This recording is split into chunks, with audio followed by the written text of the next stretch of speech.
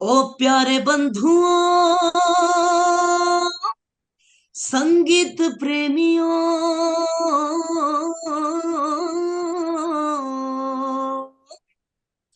मेरे नाना नानियों, मेरे दादा दादियों, ओ मेरे काका काकियों, मेरे मामा मामियों, ओ मेरे बच्चा बच्चियों, मेरे मामा मामियों, आप सबको प्रत्यूष आनंद भोपाल वाले का सप्रेम नमस्कार। लंदन का स्वामीनारायण मंदिर है, उसका एक एंथम रिलीज हुआ है जो कि मेरे साथ में मौजूद है प्रत्यूष आनंद। इन्होंने गाया है। मोत्सव આવ્યો છે વિલ્સન ગણીએ આવો અવસર વળી નહીં મળે આવો આવો બાળ યુવાનો ठाकुर जी नी सेवा करिए। हम्म। विल्सडन टेम्पल के लिए जो उधर पढ़ते हैं, जो उधर शिक्षित होते हैं बच्चे हम्म। उधर के, हम्म। तो वो परफॉर्म कर रहे हैं, तो उनके लिए ही बना था कि हम लोग आपके नन्हे बालक हैं, मतलब हमें हम्म। नाना बालक रहे, हमने सेवा आपको रहे, हम आपकी सेवा करना चाहते हैं, तो इसी के ऊपर ये गाना था। मेरे महबूब कयामत होगी आज रुसवा तेरी गलियों में मोहब्बत होगी। नमस्कार, मैं अभिषेक उपाध्याय। आप देख रहे हैं टॉप सीक्रेट। इस वक्त मेरे साथ में एक ऐसी प्रतिभा जुड़ी हुई है जो इस समय बेहद ही कम उम्र में देश भर में छाई हुई है। और आज हम इस प्रतिभा के अलग अलग पहलू हैं, अलग अलग आयाम हैं, लेकिन आज जो हम बात करने जा रहे हैं वो हम स्वामीनारायण, लंदन का स्वामीनारायण मंदिर है, उसका एक एंथम रिलीज हुआ है जो कि मेरे साथ में मौजूद है प्रत्यूष आनंद। इन्होंने गाया है। और ये जो एंथम है, ये जो गीत है, ये बहुत तेजी से दुनिया भर में जो स्वामीनारायण के भक्त हैं उनके बीच में चर्चित हुआ जा रहा है।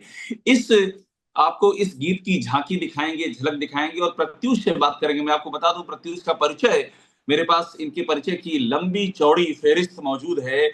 और 9 साल की उम्र से रियलिटी शो में हिस्सा लेना शुरू किया प्रत्यूष ने। सारेगामा लिटिल चैंपियन से लेकर के स्टार प्लस के रियलिटी शो, तारे जमीन पर, सोनी टीवी का सुपरस्टार सिंगर, इन सब में अपनी प्रतिभा का लोहा मनवा चुके हैं प्रत्यूष इस बेहद ही कम उम्र में।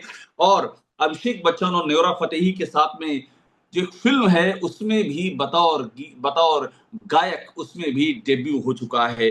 तो ऐसे कई सारे अलग अलग आयाम है प्रत्यूष के। लेकिन अभी चूंकि ये जो नया गीत आया है, स्वामीनारायण मंदिर है, विस्डन टेम्पल लंदन का, और ये जिस तरह से ये लोकप्रिय हो रहा है, जिस तरह से इसकी चर्चा हो रही है, तो प्रत्यूष हमारे साथ हैं।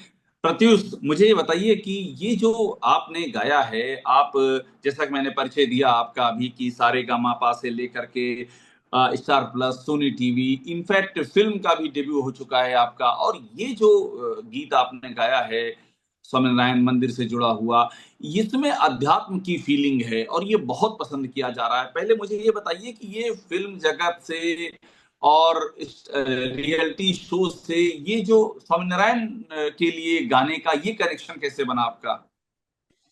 सबसे पहले तो मैं सभी लोगों को नमस्ते कहना चाहूंगा। ये जर्नी तो बहुत ही खूबसूरत रही, क्योंकि रियलिटी शोज के बाद से जो अध्यात्म से जो कनेक्शन बना है वो कुछ अलग ही बना है। क्योंकि बचपन से भजन वगैरह बहुत गाता था, जो मैंने अपनी शुरुआत की थी वो भजन से ही की थी। एक्चुअली मैं सत्संग में जाता था एक तो, उधर से मैंने भजन गाने की शुरुआत की थी, लेकिन फिर उसके बाद मैं बॉलीवुड गाने वगैरह गाने लगा, फिर रियलिटी शोज में आया। उसके बाद से जो रियलिटी शो में मेरे मेंटर थे, जो म्यूजिशियन थे, गिरीश विश्वा जी, बहुत ही प्रसिद्ध बॉलीवुड के म्यूजिशियन है वो।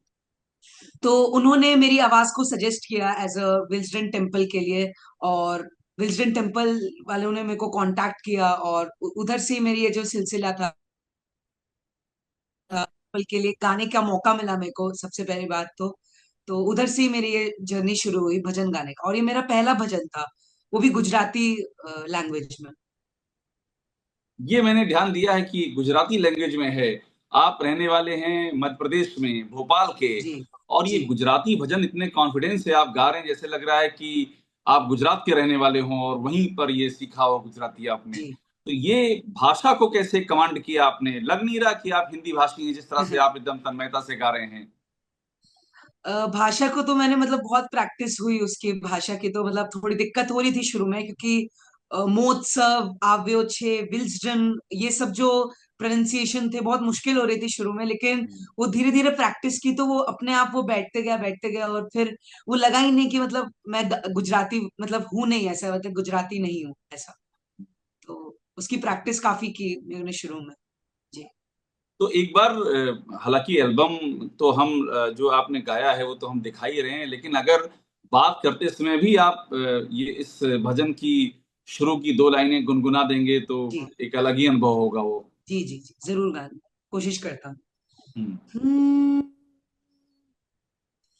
Motsab આવ્યો વિલ્સન આંગણીએ આવો અવસર વળી નહીં મળે. આવો આવો બાળ યુવાનો ઠાકુરજીની સેવા કરીએ. डिंगडांगा डिंगडांगा डिंगडांगा डिंगडांगा डिंगडांगा डिंगडांगा डिंग. हे प्रभु डिंगडांगा डिंगडांगा डिंगडांगा डिंगडांगा डिंगडांगा डिंगडांगा डिंग. અમે નાના બાળક રે, અમે નાના બાળક રે, અમને સેવા આપો રે. અમે નાના બાળક રે, અમને સેવા આપો રે. હિંમત છે મારા દિલમાં, હિંમત છે મારા જીવમાં, સેવા આપો રે. અમે નાના બાળક રે. वाह!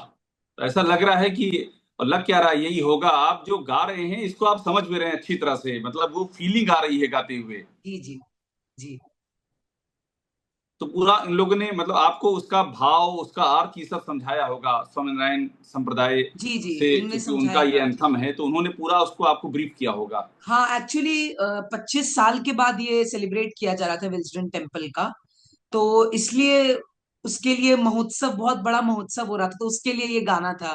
छोटे बच्चे इसमें, आप वीडियो देखेंगे तो उसमें छोटे छोटे बच्चे परफॉर्म कर रहे हैं हम्म। विल्सडन टेम्पल के लिए, जो उधर पढ़ते हैं, जो उधर शिक्षित होते हैं बच्चे हम्म। उधर के। हम्म।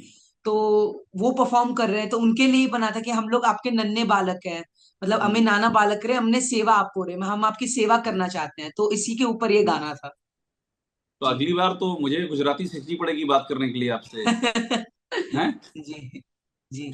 तो ये रिकॉर्डिंग इसकी कहाँ हुई और कितना वक्त लगा इस पूरी, इस इसको पूरा होने में, इसको, इसको इस पूरा गीत को? होने में तो रिकॉर्डिंग तो हमारी एक ही दिन में हो गई थी, लेकिन इसके जो हम्म। म्यूजिकल अरेंजमेंट्स वगैरह है उसको बहुत टाइम लगा था, क्योंकि गिरीश विश्वा जी, अतुल रानिंगा करके जो म्यूजिक प्रोग्रामर हैं इनके, और बहुत मतलब बहुत टाइम लगा, साउंड इंजीनियर तपन दादा आपको करके थे वो। तैयारी में कितना वक्त लगा, चूंकि ये भाषा आपकी भाषा से अलग है, तो उसको समझने जी। में और उसको उसको हृदय के अंदर उसको उतारने में कितना, आपको कितना समय लिया आपने?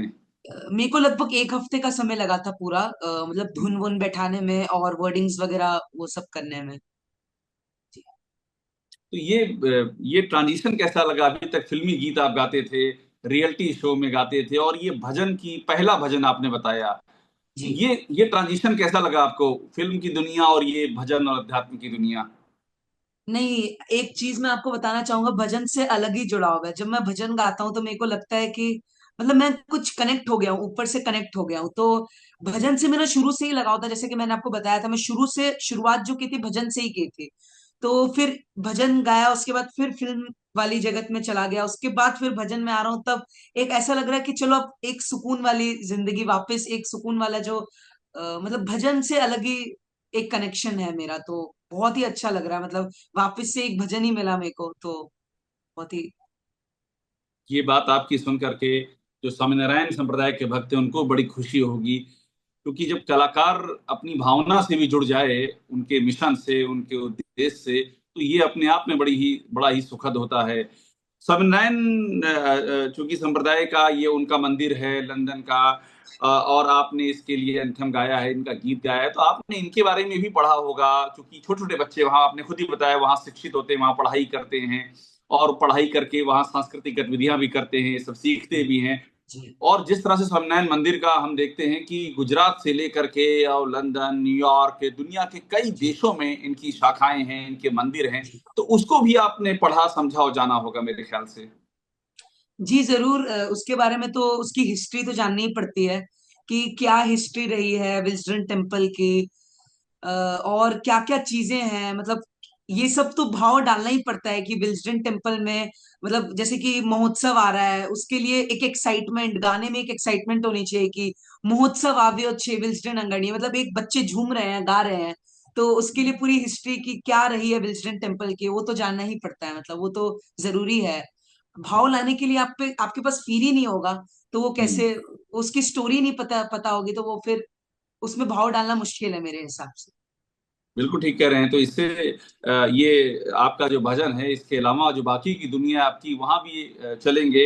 मुझे बताइए कि आप, जैसे कि मैंने आपके बारे में जाना है, 9 वर्ष की छोटी सी उम्र में ही आप इस जो रियलिटी शो की दुनिया की से आप जुड़ गए थे, तो ये कब से आपने शुरू किया, और ये ख्याल कब आया कि इस दिशा में आगे बढ़ना है?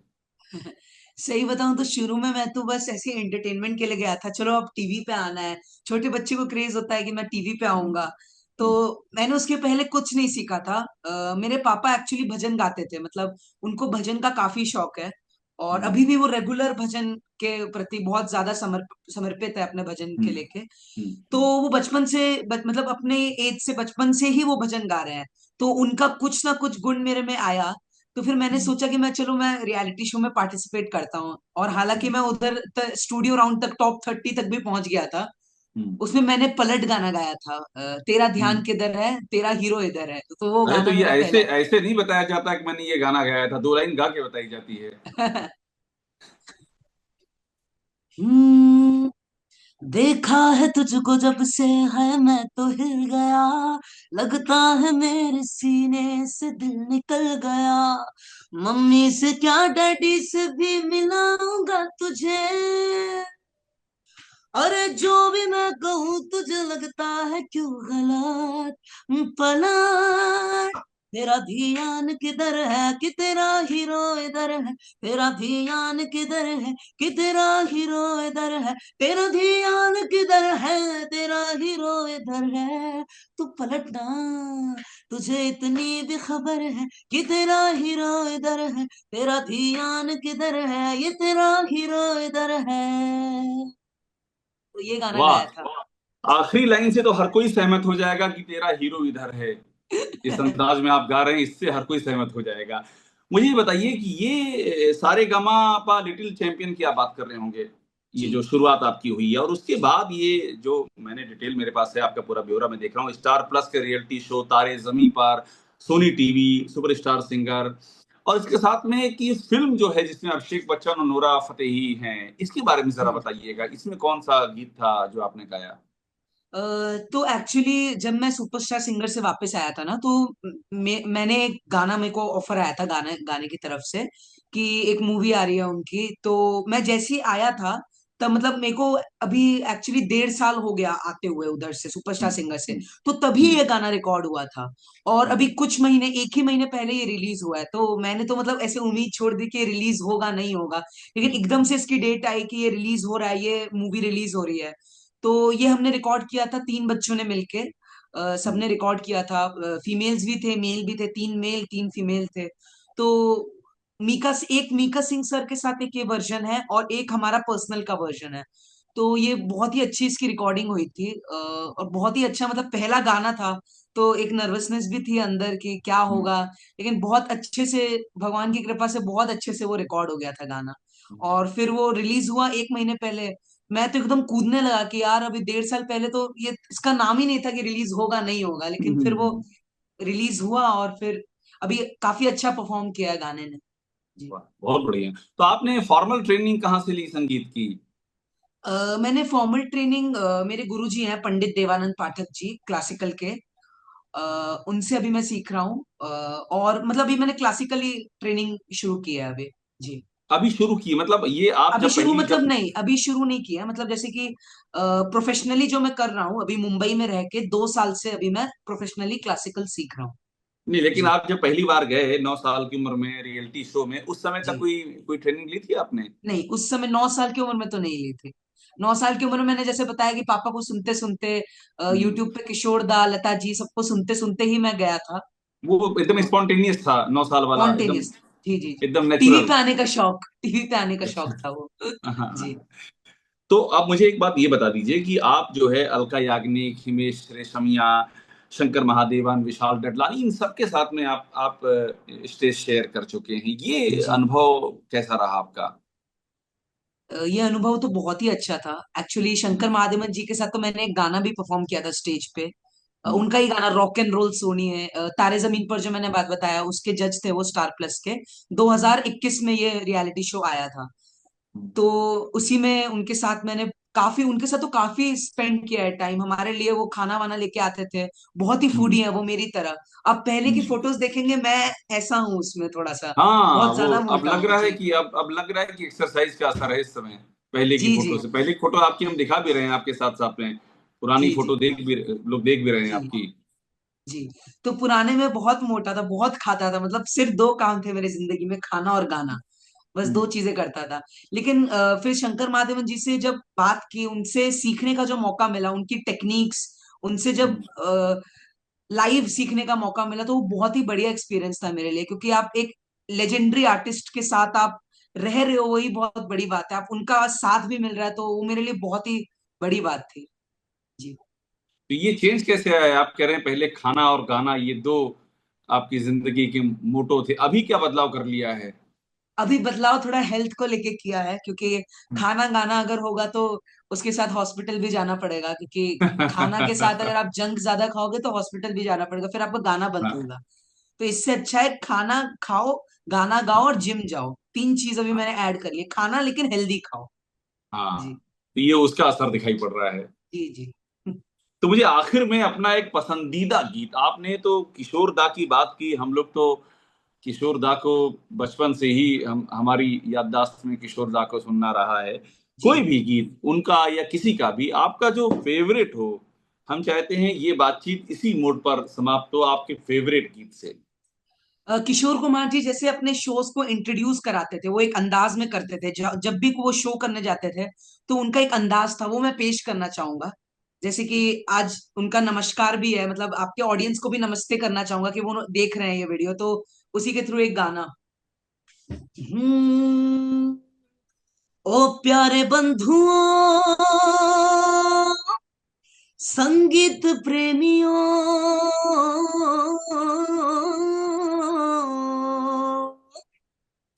मेरे नाना नानियों, मेरे दादा दादियों, ओ मेरे काका काकियों, मेरे मामा मामियों, ओ मेरे बच्चा बच्चियों, मेरे मामा मामियों, आप सबको प्रत्यूष आनंद भोपाल वाले का सप्रेम नमस्कार। वाह, ये इंट्रोडक्शन हो गया, गाना अभी भी हाँ, नहीं हुआ। गाना गाना अच्छा ठीक है, गाना भी कर देते हैं। मेरे महबूब, कयामत होगी आज रुसवा तेरी गलियों में मोहब्बत होगी।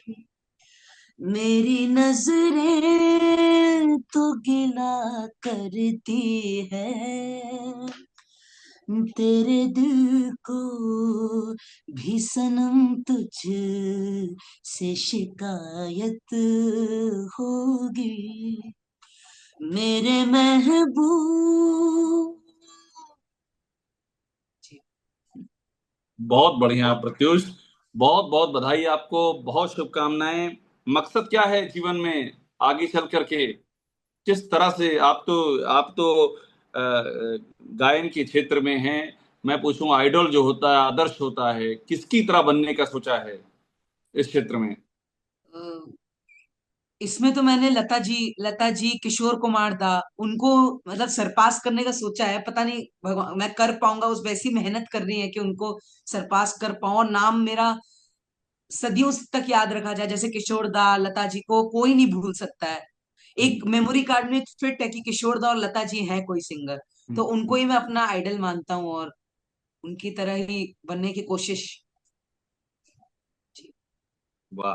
तो आमीन कह करके समाप्त करते हैं इस इंटरव्यू को, कि आमीन ऐसा ही हो। आमीन। बहुत आमीन। धन्यवाद हमसे बात करने के लिए प्रत्युष, प्रत्युष आनंद। और हम बात कर रहे थे उस कलाकार की जो बेहद कम उम्र में अपनी प्रतिभा के दम पर देश ही नहीं बल्कि दुनिया में छा गया है। जो अंतर्राष्ट्रीय स्तर पर स्वामी नारायण का ये गीत गूंज रहा है, इस गीत की गूंज और इस प्रतिभा की गूंज दुनिया में यूं ही स्थापित होती रहे, यही कामना है। शुक्रिया बात करने के लिए प्रत्युष।